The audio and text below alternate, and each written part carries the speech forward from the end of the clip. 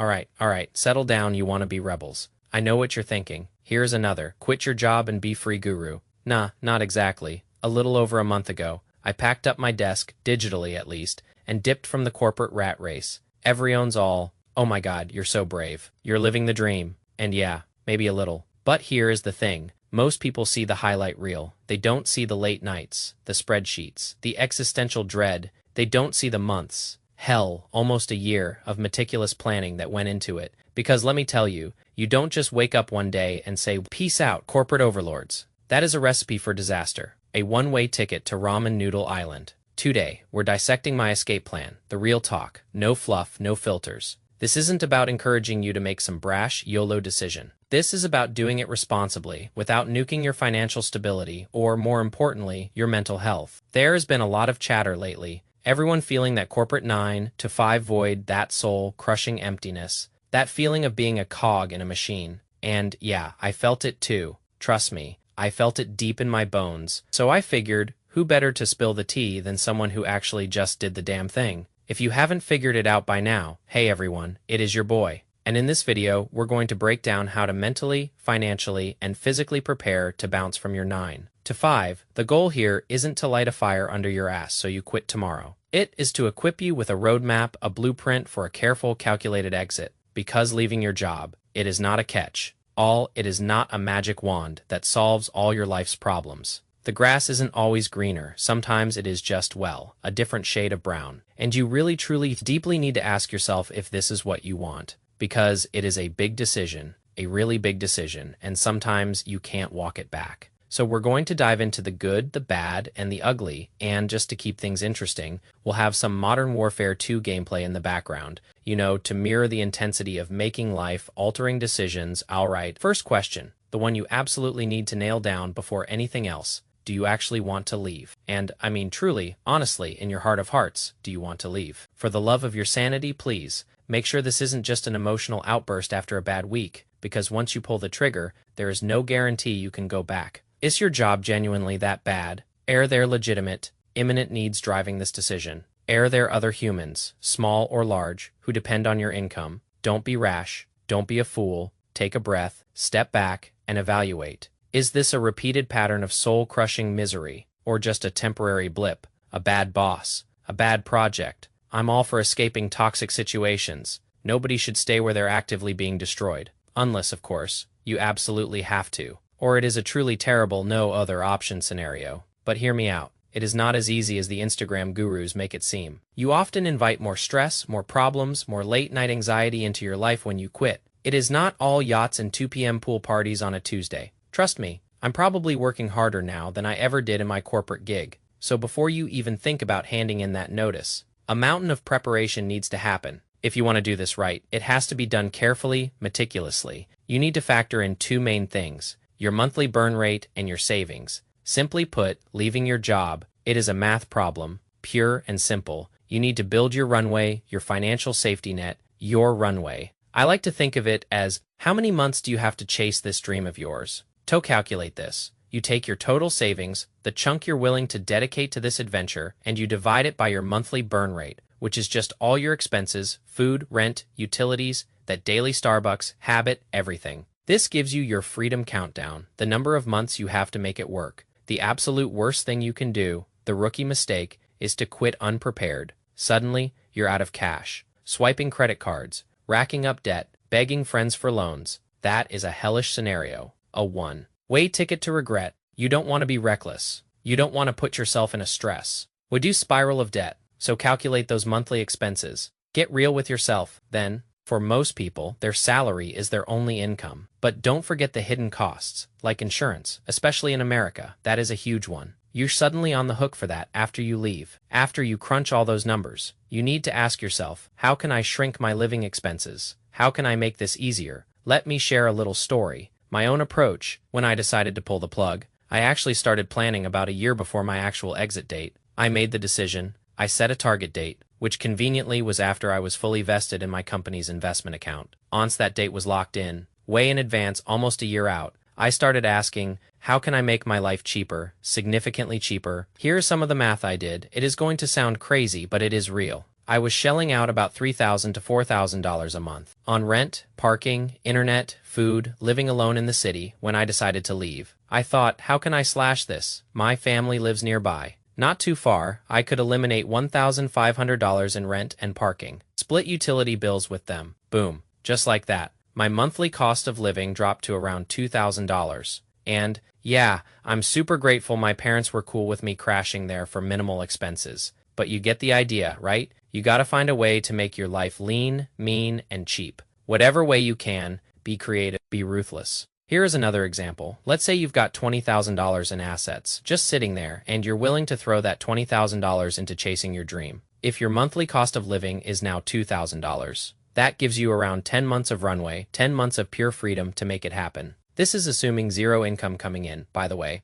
If you're already doing a side gig, making some money on the side, you can use that to offset that $2,000 monthly burn. When I left, I took about a 90% pay cut, a massive drop, but I also had a couple of other income streams, stock dividends, and my YouTube channel, which got monetized right around when I left. Your cost of living might go down in some areas. No more commuting. So less gas, less transport, but then other things like health insurance could skyrocket. I'm talking $500 or more a month, easily. So you really, truly, deeply need to do the math for your unique situation. What costs will go up, what will go down, and factor it all into your decision. You absolutely, positively, do not want to drown in debt or rely on credit cards just to stay afloat. This isn't a game, it is your financial future. I didn't want to completely obliterate my savings account, so I was incredibly careful. I did it, I quit, but it was an extremely calculated, meticulously planned decision. You need to do tremendous preparation before you leap. And hey, if your company has incentives to stay, like stock options that vest after a few years,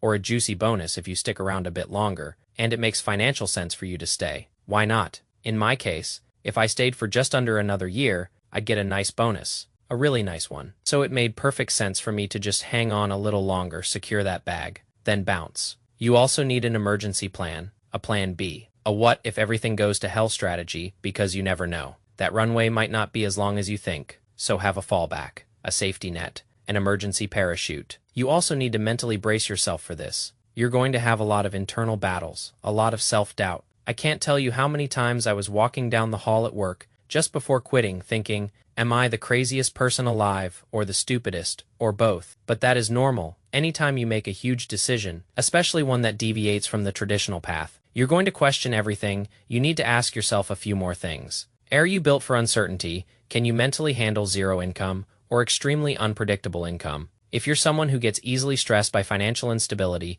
if you thrive on routine and predictability, then you really, truly, deeply need to question if this path is right for you. Also, if you hate everyone you work with, this next point won't apply. But if you have colleagues you actually like, actual friends, it is weird knowing you'll go from seeing them daily to hardly ever every job I had. I made a few genuine connections, people I considered friends. And there is this, like, damn, I might never see these people again. These are people you've commiserated with, grown with, suffered with. For years, it can be surprisingly sad, like drifting apart from old friends, from the good old days. So, another crucial step. You need a plan for your new job, your new life, because once you quit, you don't have forever. What do you want your days to look like? What kind of projects do you want to tackle? You can't just quit and then stare at the ceiling wondering, okay, now what? You're bleeding time. And if you only have 10 months of runway, those 10 months will evaporate faster than you think. You have a limited window to make it work before you're forced to crawl back to the corporate world, declaring your entrepreneurial venture a failure. So get specific, map out your days. Do you want to start a YouTube channel, launch a business, find clients? You need a clear plan for your day, to-day existence. Next up, how to conduct yourself when you've officially decided to leave. Rule number 1 before you tell your boss. Officially, be incredibly careful who you confide in. The last thing you want is to spill the beans to a few coworkers. Then change your mind, because once you tell someone you're leaving, it shifts the entire dynamic of your team. It changes work distribution, how they view who gets a raise, everything in the United States. 2 weeks notice is standard, a professional courtesy. You notify your employer at least 2 weeks before your final day, unless they've seriously mistreated you, wronged you deeply, did something truly heinous. You gotta be a grown-up, a real man or woman, and give that 2 weeks notice. It is the right thing to do. Your coworkers have lives, stresses, responsibilities. You don't want to screw them over for no good reason. You're essentially offloading all your work onto your peers and your boss. So give everyone time to react, to plan, to train replacements,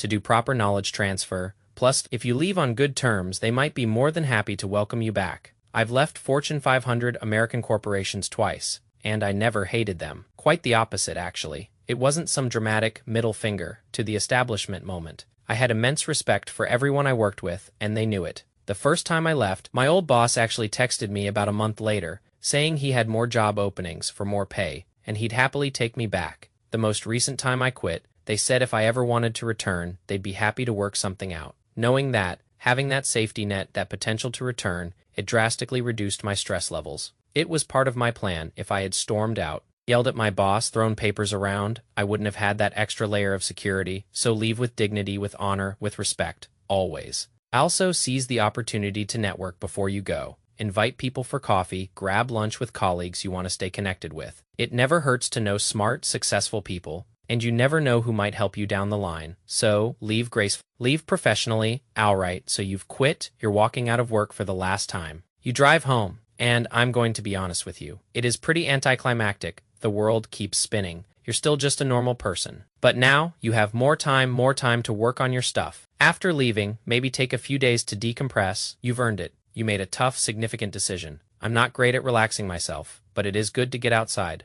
unwind, work out, do healthy things. But then, you gotta hit the ground running. Hard remember, you have a limited amount of time to make this work. If you get lazy, if you fail, you're probably going to end up back where you started. So use that fear as motivation. Implement your plan, try things, tweak them, iterate, and try to get some level of income flowing again. Cut back on expensive habits. Especially now, you're no longer just preparing. You're in the thick of it. You're in the action. The clock is ticking. Planning is absolutely crucial. And because I planned, I have significantly less stress than if I had just YOLO'd it. And yeah, I'm happy I made the decision. The freedom, it feels good. It really does. But it is not all sunshine and rainbows. A lot of days still feel the same. You are your only motivator now. No boss, no deadlines. Just you. And you really learn how self-motivated you are when there is no one holding your hand. It is not a cure. All for unhappiness. If you were miserable before, or even if you were happy before, don't be surprised if your situation doesn't magically transform overnight. I feel pretty similar to how I did before, maybe a little more relaxed, a little more time for my own projects. But stress still finds a way into your life. You don't have that corporate safety net anymore, that steady income stream. Use that to motivate you. Because if something pops up, an unexpected $500 expense, it hits differently when you don't have a guaranteed paycheck covering it. Now, for many people, leaving their job isn't an option. For whatever reason, they need that paycheck, that stability. They're providing for a family. And that is totally understandable, but you still have options if you're unhappy. You could switch to a job with better work-life balance. One that allows for a side hustle. You could pivot to a job you're more passionate about. Something you can actually tolerate or even enjoy, because believe it or not, there are people out there who genuinely love their work. Or you can pour hours into a side hustle, building something on the side. And in this scenario, there is no sugarcoating it. You're going to have to wake up earlier, stay up later. You're going to have to grind, do whatever it takes to chase your dream. While I was working my 9 to 5, I was absolutely grinding things like YouTube on the side,